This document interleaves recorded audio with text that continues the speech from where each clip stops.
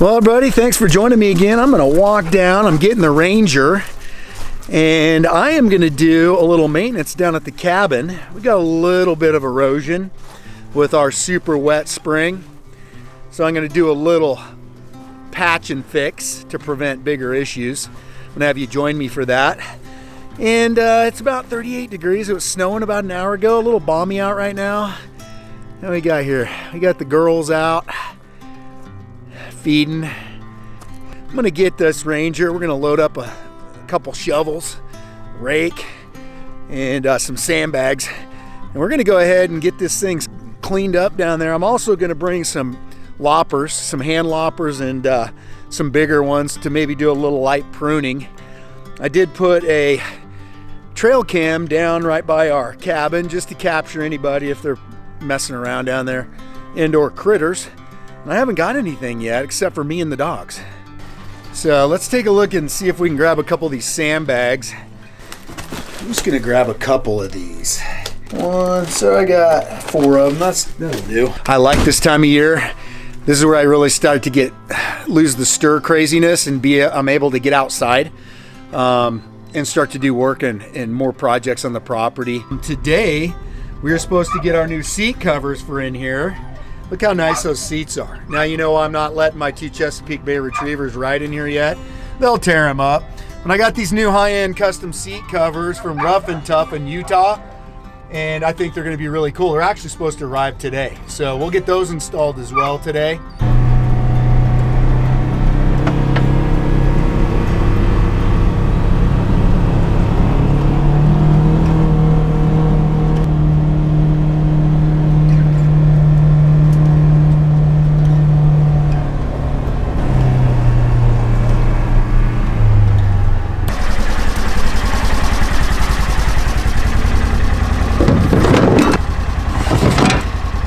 We're gonna drive down. You follow me. Yeah, I feel bad not letting the boys, the dogs, ride with me. That's always been our thing and our tradition. They're upset, especially Murph. He's always my buddy riding in the Ranger with me. Until I get those seat covers today and I get them installed, I haven't let them ride in here just because I want to keep the seats from getting punctured from their toenails. Well, Murph, you know, he's always got to run on ahead and be all excited, and then he'll leave. He won't stay down at the cabin. Murph is such an outdoor dog and like pretty much a wild dog. He does not like going and staying in the cabin. It's too warm for him. He gets hot.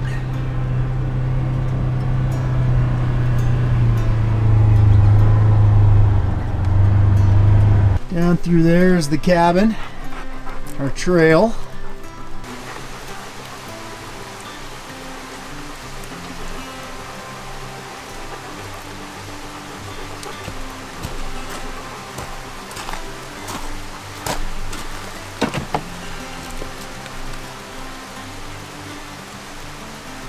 Creek sounds amazing, beautiful, just super flow right now. A lot of bubbling, a lot of movement in the water. Sounds awesome, very therapeutic.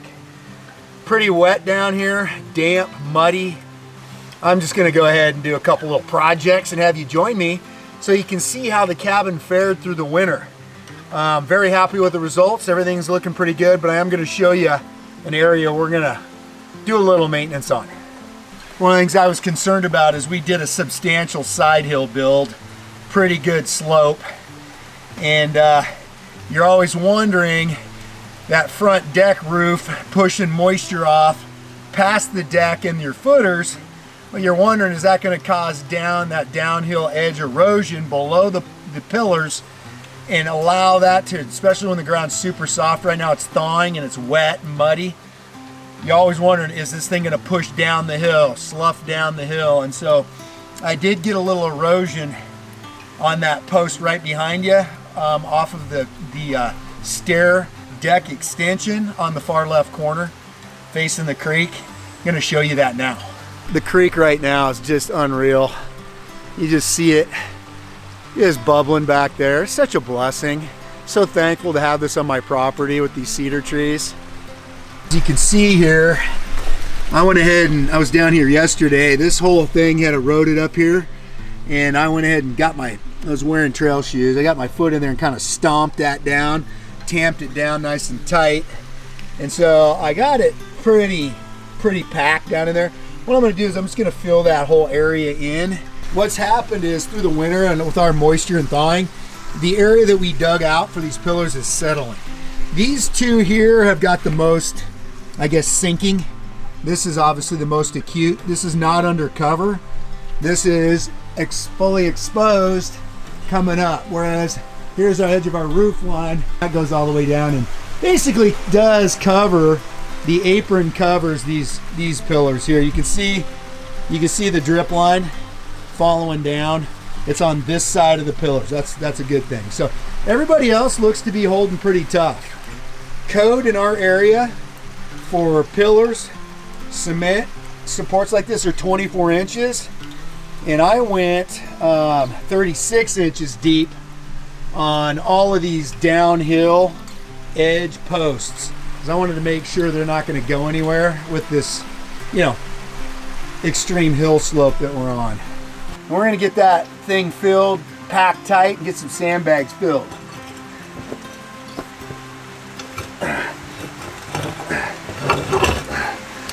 Got this flathead shovel so I can really scrape and get some stuff down in here.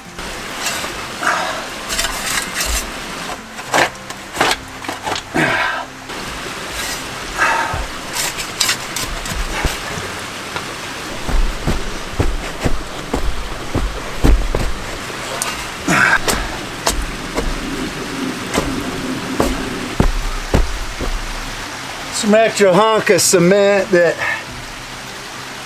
when we poured it, I'm gonna put that on the uphill side. Get a little more erosion prevention there.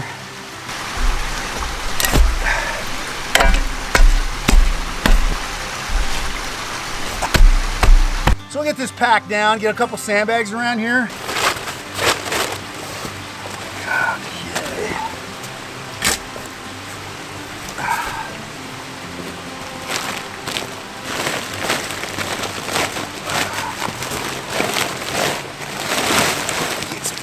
Steam that up.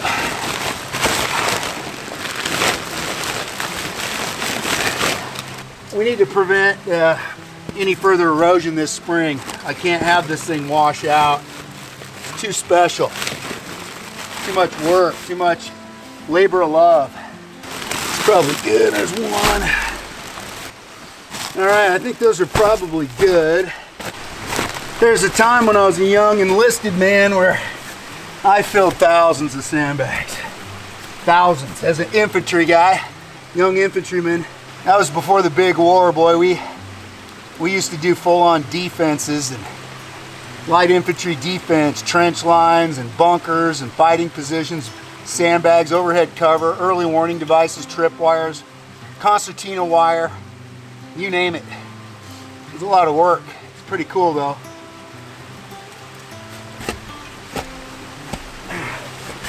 All right, I think that's good. Let's get these babies tied up and secured, and then we'll haul them around and place them.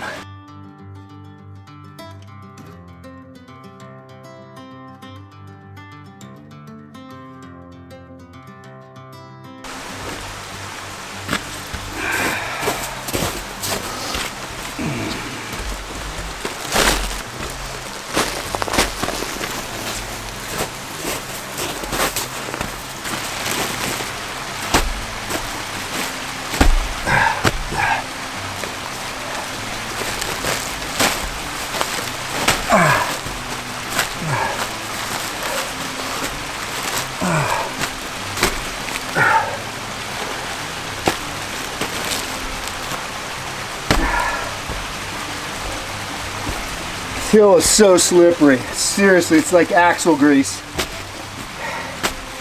Just slicker than snot. I just got these kind of overlapping each other, and these will settle right up in here and against that. Plus we put dirt around it, packed it again, so that should do the trick.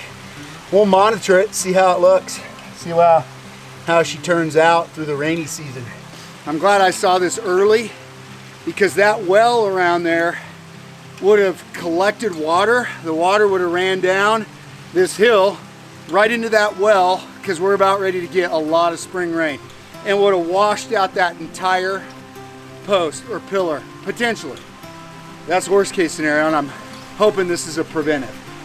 Well, I got an initial clearing here for the tentative location. Pretty sure the outhouse is going to go here. It's convenient to the cabin, stairs, the bottom of the stairs. It's kind of a natural shelf right here, because you know we're working on an incline. Right back here, it drops, hits another little shelf, and then drops again down all the way to the creek. So I'm going to put this outhouse on 6x6 pressure treated timbers. That allows me to be able to relocate the outhouse if I need to. I can move it, whatever. Because the idea of running that RV style small plastic sewer tank, if you will, I got to find one the right dimensions, if that's even available, to put under my toilet seat area, the box where you sit down, and then that will just collect everything. I can, close that container up, wheel it up the hill, put it in the Ranger, drive it to my sewer dump, dump it in the sewer dump, bring it back. I think that's my most cost-effective, easy way to go, because like I said, the composting toilet needs pretty fairly consistent use to be able to digest and work effectively.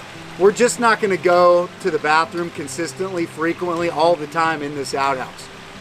Only when we're staying down here, we have friends or family, guests stay down here, that's when it'll get utilized. So I think that's going to be a good solution.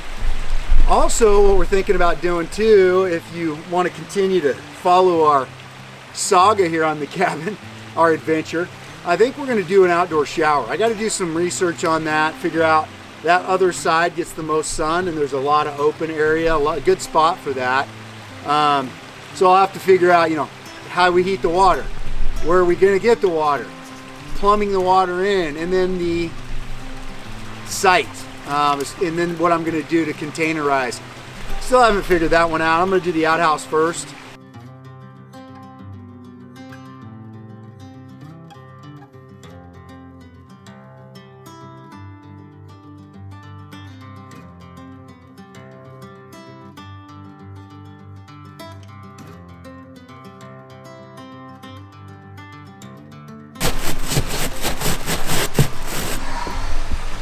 Boy, I about filled the hollow space on the inside of that scraper with mud. Trying to test something in the inside today. What I'm testing is I've got this little electric space heater plugged into the generator, and I'm going to test how much power that draws off the generator and how long it takes to get this to a comfortable temperature. So I've got a timer going. When I got in the cabin, it was the same temperature inside as outside. It was 35 degrees. Now, outside's the top temp, inside's the bottom. So it's already up to 39 degrees at this point. So we're gonna see how long it takes to get it to like 65 in here with this electric heater. I will say, this heater hasn't been going that long. And I started with this generator at 94%, and it's already got me down to 87%. It tells how much output that thing's pulling and how long until this thing's empty. So I think this is not a very efficient heating method, obviously, but I'm trying it to see. And I'm actually looking at a little heater to put in here that runs off diesel that's very efficient. And it's very cost effective. They use them in boats, and I can exhaust it out the side, and it's very small, compact, and fuel efficient, and it'll heat this space no problem. Murph out here has found yet another deer leg from his favorite dead deer kill that he's found. Murph! So you'll see him. Let's see if he pulls it over here. Yeah, there he is. He's got that deer leg in his mouth. Good boy! I have had that space heater going for 25 minutes, and I started at 94%, I have consumed down to 72%, which is 22% of the battery already gone. And that's already, you know, done that. 22% of my juice gone in 25 minutes. Let's see what the temperature gain is. We started at 35. Now we're at 46 degrees. So we've only heated this up 11 degrees in 25 minutes and used 22% of my solar battery bank charger. So not very efficient, and it's not even warm yet. So turning it off, starting a fire. So anyway, the cabin's looking good, some cozy. I'm getting it warmed up in here. Gonna spend the day reading, relaxing. That is gonna get good and hot now because I got some bigger pieces in there. This door, shutting these and keeping that not latched. This area here is cracked. It creates a carburetor-like effect, speeds up the airflow in there, really gets that stoking hot. And this is something we just don't do very often anymore in 2023, is unplug. No TV, no electricity, no cell phone, traditional wood fire, and having a cup of tea and being surrounded by some beautiful, beautiful terrain and vegetation, beautiful creek. So therapeutic and quiet down here. That heat shield metal back there has worked so well, reflecting that heat and protecting the tongue and groove and the beadboard, but it just really reflects that radiant heat into the rest of the cabin. Just put some water in here. I'm gonna get this up here and get this heating up. I don't need to boil it, but I want to get it good and hot. I'm gonna make some tea.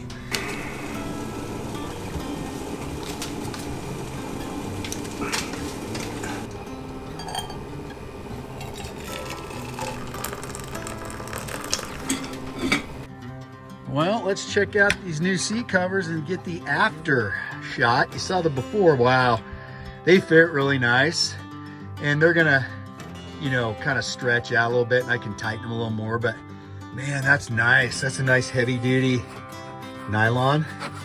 Even the Cryptek woodland pattern on this part here is a nice heavy duty canvas. And they did it right. This seat comes up. It still can come up. So, and then you got that other side. So let's check out the back seat. Nice. Same thing, that seat does flip up. All the seat belts are still accessible. Even came with the headrest covers that match. So yeah, I'm pretty happy. This is a quality product. It's gonna definitely protect it from the dogs.